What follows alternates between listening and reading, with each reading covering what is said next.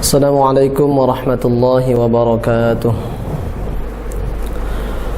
Alhamdulillahilladzi qad farada alaina as-siyam wa ja'ala fihi fawaida katsiratan jalilah.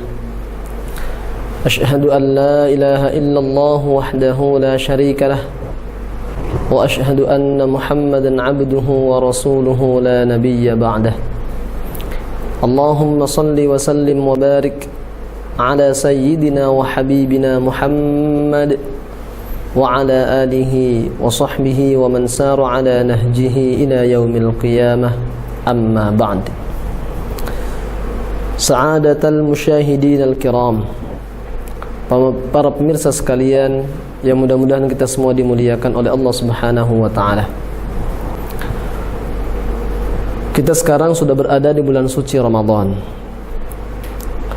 Maka ini merupakan kesempatan besar yang Allah anugerahkan untuk kita semuanya tanpa terkecuali, umat Islam khususnya, untuk bisa mendulang banyak faidah dan manfaat serta pahala di sisi Allah Subhanahu wa taala, sekaligus sebagai cara paling ampuh untuk menghapuskan dosa-dosa yang ada dalam diri kita.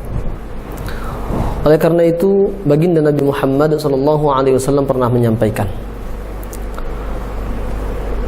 siapa orangnya yang ketika diberikan anugerah oleh Allah berjumpa dengan bulan suci Ramadan ini, lalu dia tidak mampu untuk memaksimalkannya, sehingga Ramadan pergi meninggalkan dia, masih banyak dosa-dosa dalam dirinya belum diampuni oleh Allah Subhanahu wa taala, maka orang semacam ini termasuk orang yang sungguh sangat merugi.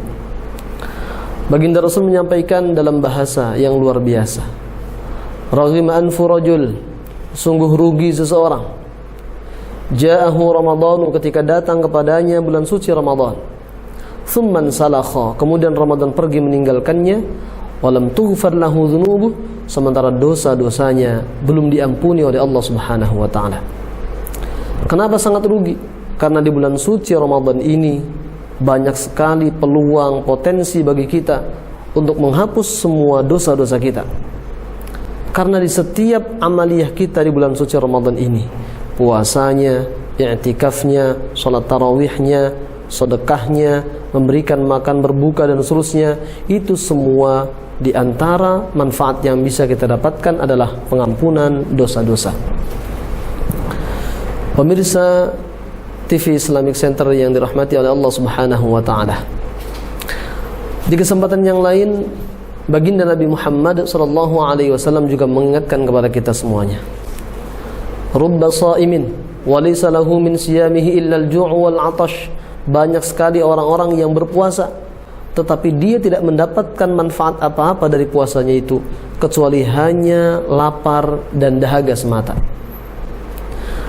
Di dalam hadis yang lain, baginda Nabi Muhammad SAW juga menyampaikan, man lam yada' qawla az-zuri wal 'amala bih falaysa lillahi hajatun fi ay yada'a ta'amahu wa syarabah.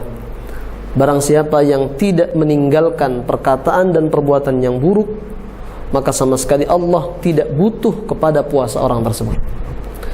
Maka dari rangkaian hadis ini bisa kita simpulkan bahwa Ramadan ini, agar kita bisa mendapatkan banyak manfaat dan fadilah di dalamnya, tidak cukup hanya sekedar kita makan sahur kemudian berbuka, tidak cukup, tapi harus dilakukan persiapan-persiapan maksimal agar tadi ketika Ramadan pergi meninggalkan kita, dosa-dosa kita semuanya sudah diampuni oleh Allah Subhanahu wa taala. Amin ya rabbal alamin.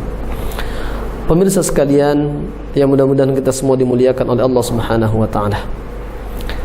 Maka dari itu ada 4 persiapan utama di bulan suci Ramadan ini agar kita betul-betul bisa mendulang banyak fadilah dan manfaat di dalamnya. Yang pertama, al-isti'dad ar-ruhi awil qalbi, persiapan ruhiyah kita, persiapan hati kita. Bagaimana caranya? Dengan memperbanyak taubat, istighfar kepada Allah Subhanahu wa taala, menjauhkan diri kita dari semua penyakit batin, baik itu syirik besar ataupun kecil, ataupun penyakit-penyakit batin lainnya. Yang masih punya dendam, yang masih punya hasad, yang punya sifat sombong, yang masih punya sifat riya, hilangkan jauh-jauh itu semuanya, karena kalau tidak maka ini akan berpengaruh pada gagalnya puasa dan ibadah kita di bulan suci Ramadan ini.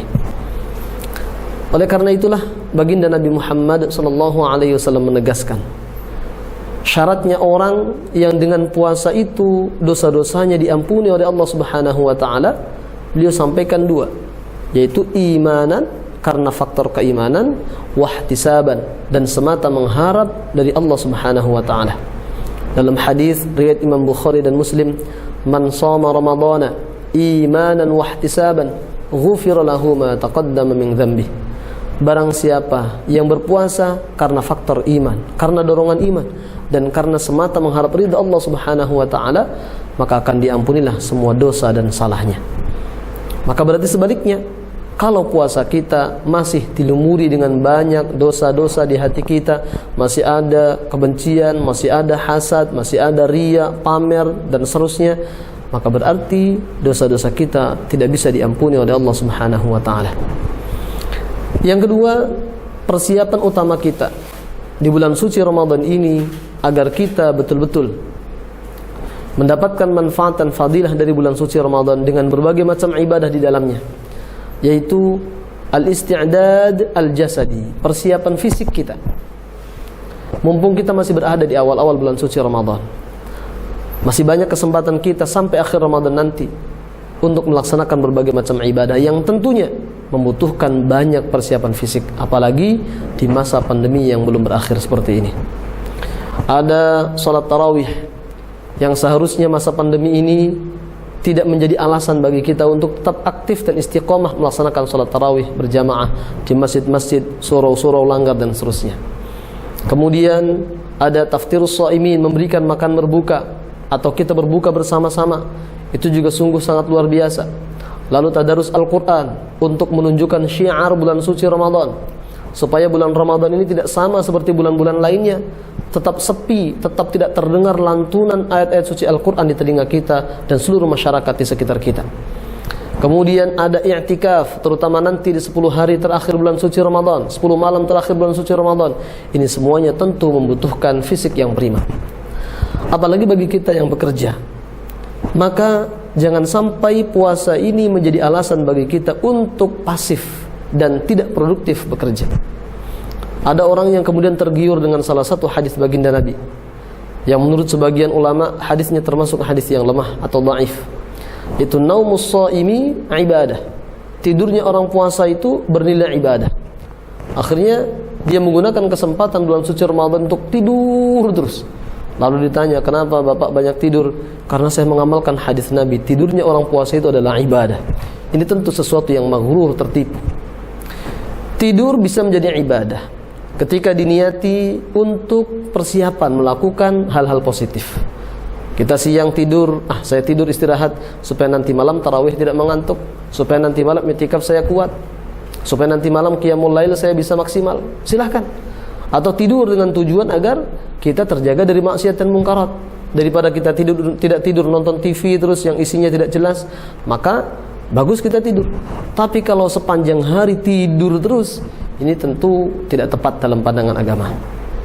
Maka untuk menyeimbangkan kepentingan ukhrawi dengan kita berpuasa maksimal, juga untuk menyeimbangkan dengan kepentingan pekerjaan kita, profesi kita yang harus menuntut kita produktif, perlu persiapan fisik yang maksimal.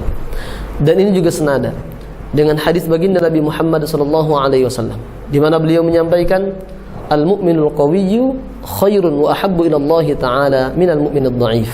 Mukmin yang fisiknya kuat, fisiknya prima, itu lebih bagus dan lebih dicintai oleh Allah Subhanahu wa taala dibandingkan orang mukmin yang fisiknya lemah.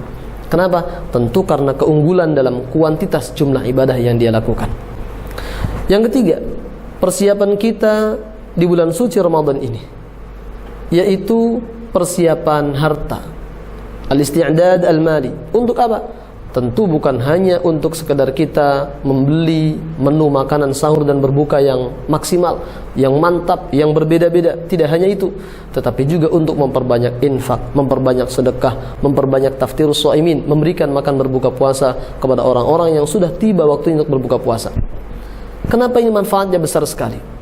Dalam salah satu hadis baginda Nabi Muhammad SAW menyampaikan, siapa memberikan makanan berbuka puasa kepada seseorang yang sudah waktunya berbuka puasa, maka kita juga mendapatkan pahala puasa dari orang yang kita berikan makanan tersebut. Apa tidak luar biasa? Semakin banyak orang berpuasa lalu kita kasih makan berbuka kepada mereka, semakin banyak pahala puasa kita yang kita dapatkan dari puasa mereka, tapi tanpa mengurangi sedikit pun pahala puasa mereka.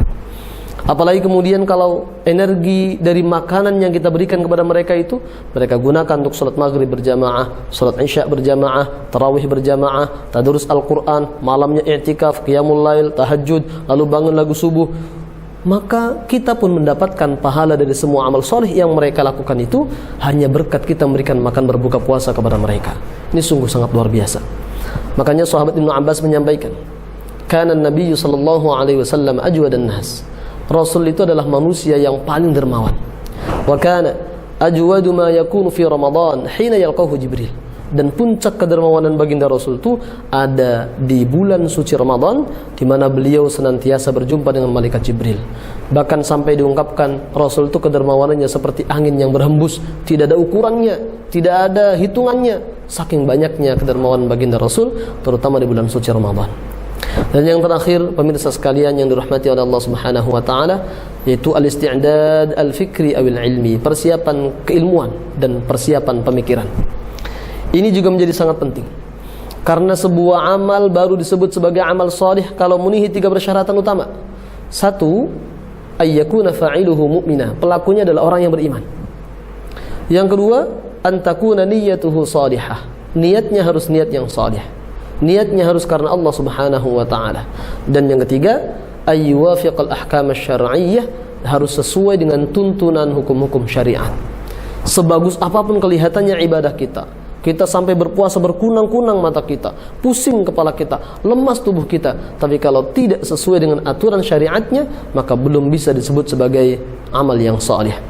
Ada orang yang dia kurang memahami hadis baginda Rasul, contohnya dia menggunakan itu sebagai kesempatan.